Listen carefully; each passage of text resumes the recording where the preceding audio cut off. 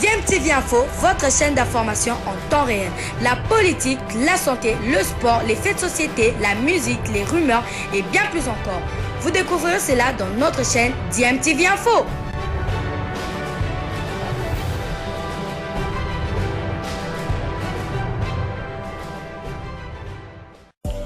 Vous êtes sur DMTV, bonjour ou bonsoir, tout dépend de l'heure à laquelle vous nous suivez. Tout plaisir est pour nous de vous retrouver, mais surtout de savoir que vous êtes nombreux en train de suivre votre chaîne YouTube DMTV. DMTV qui vous propose l'actualité, vous propose également des analyses et des réflexions sur des sujets d'actualité, sur des faits sociaux, tout simplement sur des réalités que nous observons ici chez nous en République démocratique du Congo. Merci beaucoup Ndeko Zulu pour Maloba. Mais il faut recadrer mon makambo. Ndeko Zulu ya liboso otuni Ndeko Amisi. Président de la République aza wapi. Alobi aza libanda mboka. Bango mo banosaki kazui vacances ya une semaine na site na bango ya présidence. Imaginez un peu Volodymyr Zelensky. Babombe zoko ya na mboka na ye akende kozwa vacances. C'est grave. Amisi a fait des affirmations dans un plateau à Jean-Pierre Kaembe, qui est effectivement chef de l'État, la chef coutumier, Nenge Kabunda Loba, qui chaque week-end va organiser une fête. Amisi a dit lui aussi était convié à la fête. Kabunda Azalaka convié à la fête. Babanda y a la jouissance autour d'un verre. Hier, c'était autour d'un verre parce qu'il y a un chef coutumier. Je vous rappelle que Boris Johnson, Premier ministre britannique, a outil qu'on démissionné pour la fête na bureau na pendant confinement. Mais biso tout le monde a mokonzi biso mboka wa na fête na confinement. Tout le monde y na kolwezi a zo bisa batu que du fait que bozana na couvre-feu ça té. Mais Amisi affirme que baba effectivement za chef coutumier mais na mboka o ba Mobutu pe bazaki ba chef coutumier. Est-ce que chaque week-end ba fête avec la présidence? Kabila zalaki pe président? Est-ce que tant Félix Tshisekedi azalaki na pouvoir te abako ça va fête chaque week-end? Kabila pas qui président vous connaissez mon va fête na Gelem chaque week-end pendant ce temps-là Irumu batu azokufa pendant ce temps-là Bunagana eza entre les mains des rebelles bino bozolo ba et pas solo ba kenon to sala ka ba fête kabunu pas zalaki convié na pe na zalaki convié mais Amisi ça c'est grave sous d'autres ce sont des démissions en cascade. Raison pour laquelle le débat entre UDPS et Zanini, quel est le taux de jouissance qu'on les casse entre des jouisseurs.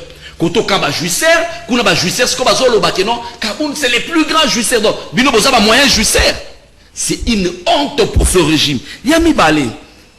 Ndeko Amisi Aotsoloba makambuya kabuya. Nana lobby boye. C'est le corps scientifique. Ndebazoaka 3 mois avant l'examen d'État. Pour composer la question. Mais année passée, je ne vois pas ce membre du corps scientifique intellectuel de surcroît composer une question et puis faire référence à Kabouya. Un scientifique ne peut pas le faire. Kabouya n'est pas une référence sur le plan scientifique na Congo. Preuve yo démontrer que Kabouya n'est pas une référence pour Nanini. Outi koloba awawake. Kaboun to bengana ye na IDPS. Effectivement, tu as raison. Ndenge biso pe to radia manara na pe perdu. Mais hier je suivi Kabouya. Kabouya na top Congo lobby ke ba ko réclamer siège na bango ya Assemblée nationale et pas Kaboun. Article 110 ya constitution. Et lobby soki mutu a quitté délibérément parti na SSC malak le parti va réclamer le siège. Mais si les radiens de to radia manara, est-ce que to senga un siège? Mais Kabouya, confusion, je suis en train de me poser des questions. Si moi j'étais membre dans un parti où Kabouya est secrétaire général, j'allais appeler à un congrès. Parce qu'à un certain niveau de responsabilité, on suppose que secrétaire général, vous avez patron de député, on maîtrise la constitution. Mais talande yo balayer Kabouya, et un monsieur comme ça, bon, ça a une référence d'accord scientifique. C'est grave. Il y a mis ça tout. Au lobby nae awa makambuya ba wewa. Oh, bah ouais, baza partout. Non, les Wewa de Kinshasa ont une caution. C'est le président de la République. Images ça sur YouTube. Bah, tout est mutuka. Oh, et à te mutuka ya cortège. Mutuko mokonzi ya mataka. Bah, tout est yango. Bah, c'est au début, bah, kanga. Bah, wewa na. Bah, lobby na bango ba tika wewa. Maintenant, un wewa qui peut cogner. Mutuka chef de l'État, bah, ça les logoté. Ngai jimio moto pamba. Mouleki nzela bakosala nga nini.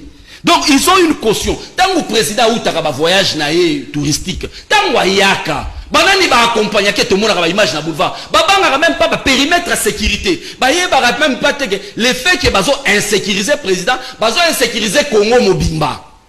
Mais ba yaka tout autour il y a président. Vous pensez que ba toi là ba oya pembeni ya président sans que président ait pas sa bango caution? C'est pendant que sécurité zaona, vous leur avez donné la caution. Tangu ba wewa bayaka na Kinshasa, bayaka na Matanga. Bokaza bango wana bosombela baba mutu banda ikopesa bango bambongo batia ba carburant. Lelo c'est une milice constituée par l'UDPS Bobo sana yanguti. Ndeko sunu mena Maman, la kisa bango wa mona kuna. Ya docteur Etienne Tshisekedi. Ya docteur Etienne Tshisekedi. Eza jamais arrêté. Jamais à terrain, mais yende azo sala pote terrain ezala. Yango wana. Comment eza jamais arrêté? IDPS c'est limité. Ngabo ebundi makasi. Tamala mamona ni aseli biselo wabo etikala ka bongo.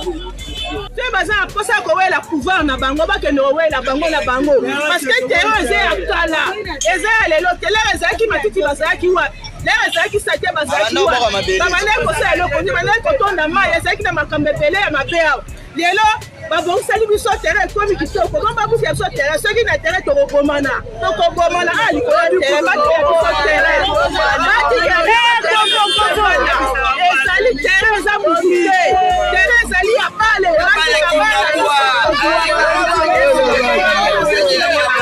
la poche ya mwana moka alingi abobisa stade mpona bato nyonso basepela alors batika misala esalama balongola politiki na makambo. Merci beaucoup pour votre bonjour mon mboka. Tout le monde bino abotiki misala bosiki banda ko na terrain. Donc balobi ba travailler ka. Bino balobi attaque bana base akinga. Mama za bina mwana kinga bona bota mina kinga. Terrain ko tango ezalaka zone. Tomona ta mutu moko ta ya abobisa petit terrain oyo. Jamaka uti musika ayo ko banda na kinga bwa. Abongise biso to. Ninge ekomi boy. Simake tomona appartement we baya. Ba arrêter misala awa te. Ça va me pardon. C'est bien pardon. Oya so bitumba. Ba libérer terrain. Aya ti sa misala na ye. Ay inaugurer yango par mutu esila. Et puis les autres troubles na Kingabwa. Parce que ça kimia on va terrain na biso. Bon ça terrain ya ba jeune na Kingabwa.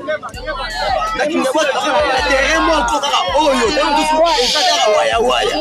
Ce qui va kangia ngo se possible. Bana oyo. En fait on va le wapi. Bana oyo on ça misala bana ko parler wapi. Ce qui vient pardon na ba compte. Politique, pas dire la politique. Terrain ya bale, pas dire la biso. Terrain ya biso bale. Si on a pardon, ben là pardon, on a Kingabwa bitumbe dans la moté. Parce que va libérer terrain, bango pas ça misala na bango terrain. Merci beaucoup de ça au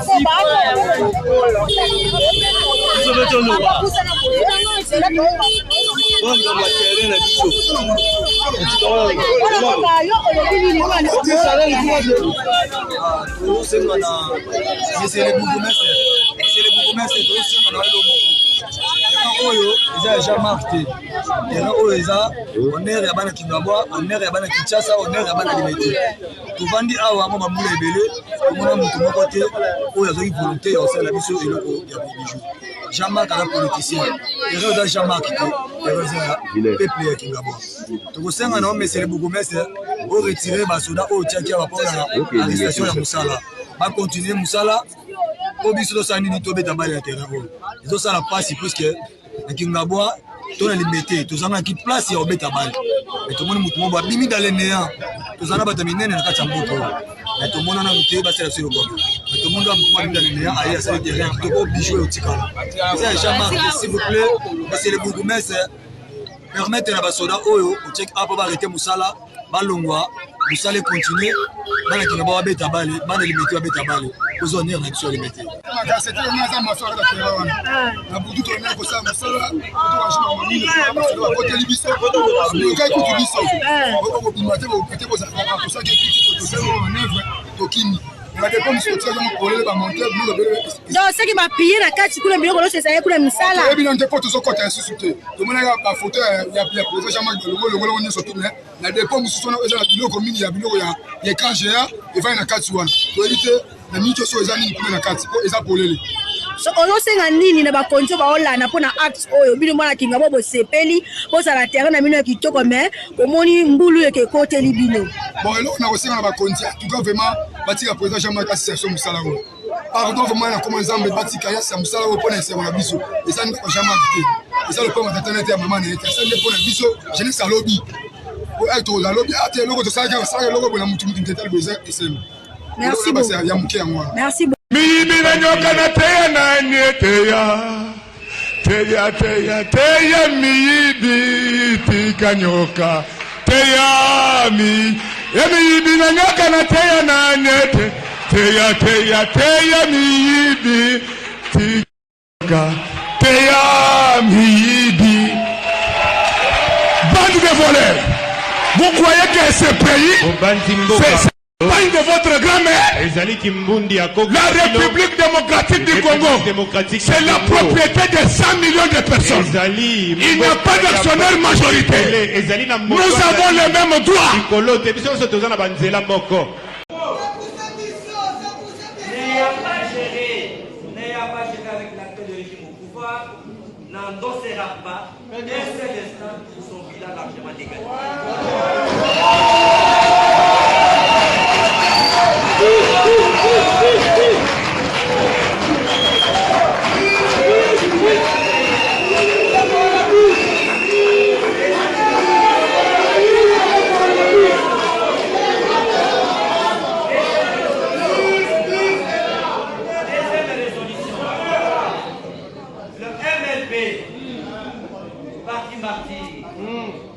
Parti miraculeux, et son président que vous avez qualifié, que vous appelez avec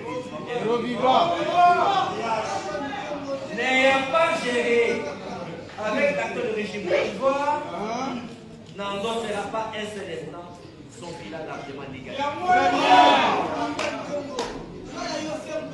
Par conséquent, le MLP informe l'opinion tant nationale qu'internationale qu'à la demande de son peuple et son attachement au combat de Lumumba et de Tshisekedi, aujourd'hui, il déclare se désolidariser de la paix de Congo.